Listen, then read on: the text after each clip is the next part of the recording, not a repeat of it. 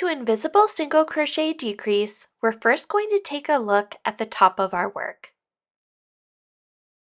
If you look at the top of your work, you'll see that it resembles a braid, and that the tops of each stitch has 2 loops.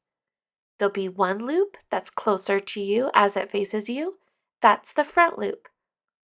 The back loop is the loop that's furthest from you as it faces you.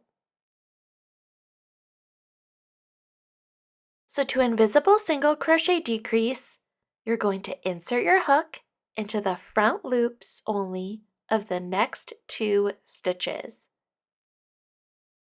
You're going to draw up a loop through those 2 front loops on your hook,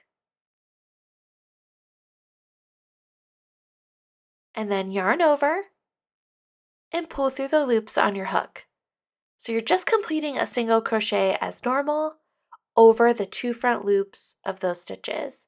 So you've just decreased 1 stitch using the invisible method. And what this does is this creates a much less bulky decrease than a regular one. So let's try that again. Insert your hook into the front loops only of the next 2 stitches. Draw up a loop,